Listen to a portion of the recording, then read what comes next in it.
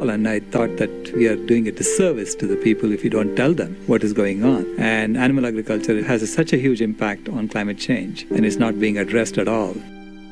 But there's so much fear about upsetting the system, about upsetting the people who have the money in the system. Basically, people are being coerced into just continuing along the same path. Climate Crisis, Countdown to Year Zero, Part 3 of 7. Continue watching to find out more.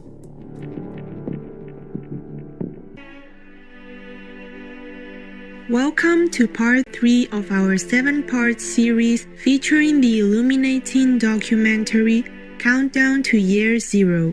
Produced by Ms. Jane Velez-Mitchell, award-winning journalist and CEO of the Jane and Chain News Network, and featuring Dr. Sailesh Rao, one of the creators of the Internet and the founder and executive director of Climate Healers, this riveting film is an urgent appeal for human beings to change.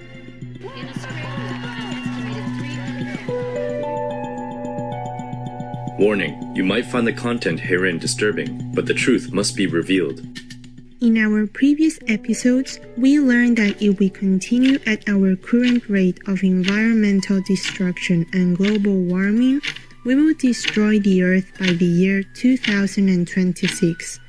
We urgently need to make a change, and the change needed is a global shift to a vegan lifestyle.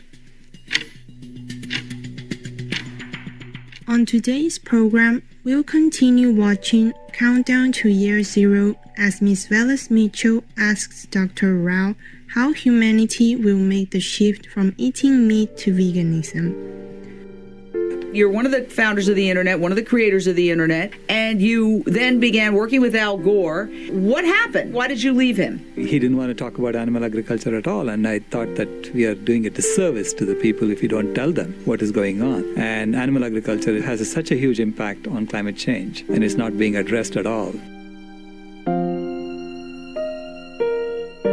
He became vegan, and from what I hear, all the food there is vegan when people come for training. But there is so much fear about upsetting the system, about upsetting the people who have the money in the system. There's so much fear. It's a fear-driven system that we have now.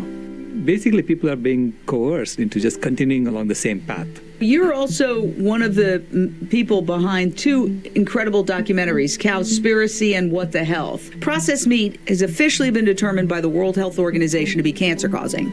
That's just official. That means bacon, hot dogs, deli slices, ham slices, all the things, the way people eat meat. Exactly. Now, if you saw a parent feeding a cigarette to their kid, you'd say, let me call child services. There's something wrong here. But these parents are shoving these nuggets down these kids' throats, and they don't see anything wrong with it, but it's cancer-causing. How do we fight all that? We are dealing with a system that's aligned against us. What I'm suggesting we do is we build a new one rather than fighting the old one. Yeah. This is how you create change. Buckminster Fuller said that very clearly. Yeah. So instead of changing the old, just build the new. Show people how good it is in the new. And then they will come along and say, I want to be there, not where I am. So as more and more people come with us, then the majority will say, well, we should be there too, because everyone is going that way.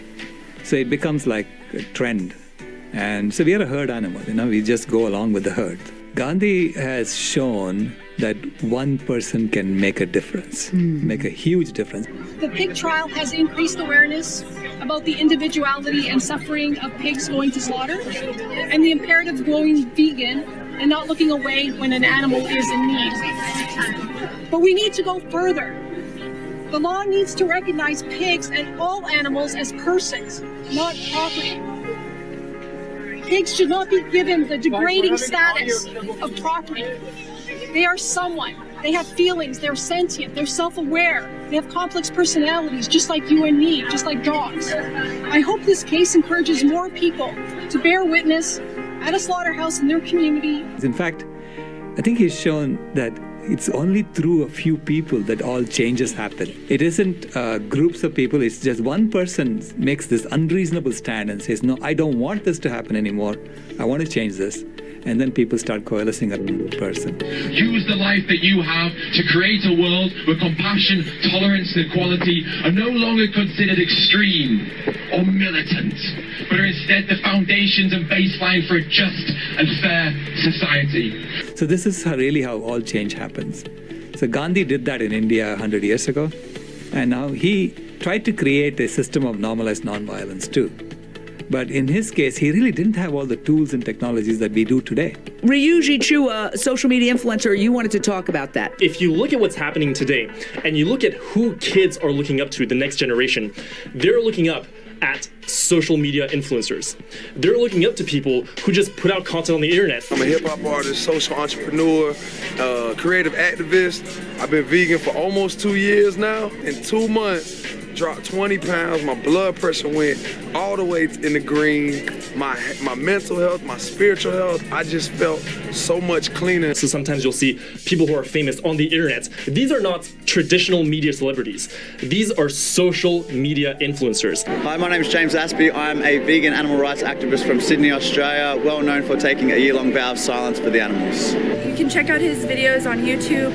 James, would you mind telling us a little bit about yourself for our viewers? Yeah, I'm somebody who grew up not really understanding who animals were, so I didn't really like them. I didn't think their lives had any value, and therefore I thought it was pointless to give any consideration to their feelings, their emotions, their lives in general. I ate meat every single day for my whole life. I didn't feel bad about it at all. I watched footage of animals being slaughtered. I still felt no shame, all because I felt you need to eat animals to survive and be healthy. When I learned finally that you can actually live and thrive on a vegan diet, in fact live longer and reduce your chances of developing many diseases, basically just live a much healthier life, then I questioned, well, if we don't need to kill animals to survive and thrive, what do we do it for? And when I realized that there's no justification in the violence that's any better than because we like how they taste, I realized that was totally out of alignment with the person I was striving to be, which is a compassionate, respectful, loving, basically just a non-violent person. I don't think it's okay to go and stab somebody to death. So why is it okay for me to pay somebody to stab somebody to death? And if you look at the crowds of people around them, it's insane. They get more public attention than many traditional media celebrities. We are here today for the calves taken away from their mothers. We are here today for the hens who are exploited for their eggs. We are here today for the chickens who are exploited and murdered for their flesh. We are here today for the pigs who are locked in farrowing crates. We are here today for the lambs on the way to the slaughterhouse. And we are here today for the millions upon trillions of animals who are mercilessly dragged out of the ocean. The marine animals who are killed without any dignity or respect. They haven't gone through gatekeepers, and so that could be anyone. That could be me, that could be you, that could be anyone. And we have to understand that so many people are going to do things because the people that they look up to do the same things, and we can become those people. We can just take a 2-minute video of us talking, or of some slaughterhouse footage, or of a conversation during the Cube of Truth, and it can reach millions of people. I've had videos reach 13 million people, 12 million people all over the world like that, with a thought, with a photo, with a video, with a meal, a vegan meal recipe, with information. And people are getting educated and informed at a rate that has never been seen before.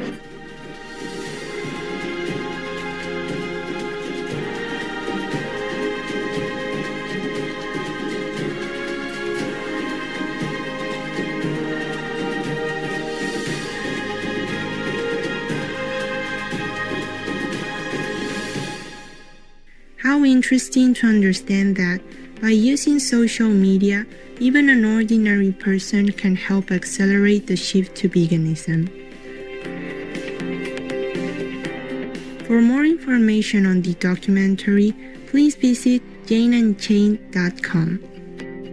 Wonderful viewers, thank you for your company today.